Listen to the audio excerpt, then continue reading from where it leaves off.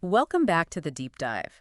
This is where we explore fascinating topics together, using the sources you provide to really get to the heart of the matter. Exactly. And today we're looking at an audio piece you sent over. Today from past11.mp3. Right. It tells the story of a woman named Xiao Yixin from the Liao dynasty. Yeah, Xiao Yexin. Ah. She was married to Yilu Nu. The audio mentions her background too, daughter of Princess Huli and this show. Okay. And she seems quite remarkable. The source paints her as, well, beautiful, but also really understanding propriety, sort of embodying those traditional Chinese ideals of femininity. Definitely, she had a reputation for it. But what really jumped out, for me anyway, was this underlying theme, this contrast between how they saw marital relationships back then. You know how we often experience them today. Yeah. Yeah. The challenges seem different, or maybe the approach. Exactly. It makes you think, doesn't it? What's changed? What stayed the same? It does. And that's really our mission for this deep dive, isn't it? To try and understand the principles of relationships through her story and through the commentary in that audio. Sort of using the past to maybe shed some light on the present. Precisely. A historical lens on, well, timeless issues. Okay, so let's dive in. The audio sets the scene.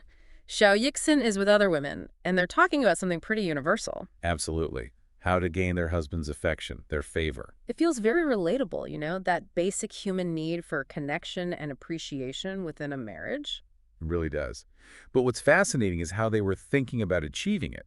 The other women, they were apparently discussing what the audio calls a shot. The shafa. So, like, methods, techniques, almost tricks, maybe. Yeah, you could say tricks or strategies, ways to sort of manage the husband's feelings. But Xiao Yixin, she comes in with a totally different idea, arguing for Lifa. Exactly. Lifa, which is more about the principles of conduct, a fundamentally different approach. So what did that mean for her? What did Lifa actually involve? Well, according to her, it started with the self. Cultivating your own character, your virtue, acting properly according to, the expected standards. Okay, so inner work first. Right. And then outward actions followed. Big emphasis on respecting and serving elders' filial piety. That was crucial. Makes sense in that context. What else? Treating your husband gently, creating harmony in the relationship, making the home peaceful, respectful, Okay. and also being generous and kind to juniors, like younger family members or servants. It sounds really holistic, like your personal character and how you interact with everyone in the family structure are all part of it. Exactly. It's all connected. And her logic was quite powerful. What was her reasoning? Why did she think Lifa was better than Zifa? She basically believed that if you consistently lived by these principles, if you embodied this virtuous conduct. Then love and respect would naturally follow. Precisely. It wasn't something you had to scheme for. It would arise organically from your character and actions. And the alternative, the Zifa, the tricks. She suggested that relying on those could actually lead to shame in the long run. It wasn't building anything real or lasting. And how did the other women take this? The audio mentions their reaction. It says they felt ashamed, kind of put on the spot, maybe. Suggests her words really hit home then, like they recognized a deeper truth in what she was saying. I think so. It implies her wisdom resonated, maybe challenging their more superficial approaches. Okay, so that establishes her philosophy on, let's say, relationship building. But then things get really serious for her, right? Her loyalty gets tested. Oh, absolutely. A major turning point.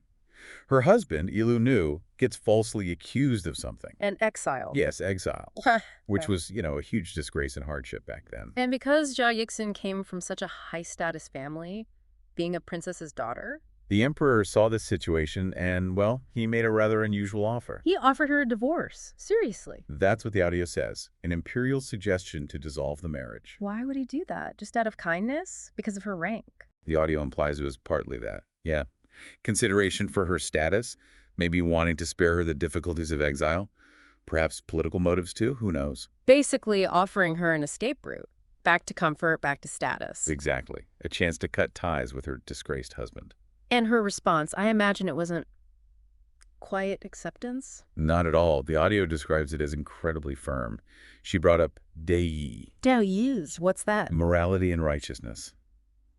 She argued that these principles were the absolute bedrock of their marriage. So for her, marriage meant sticking together through thick and thin, no matter what. Unequivocally, especially in hardship. That's when the commitment truly mattered, in her view.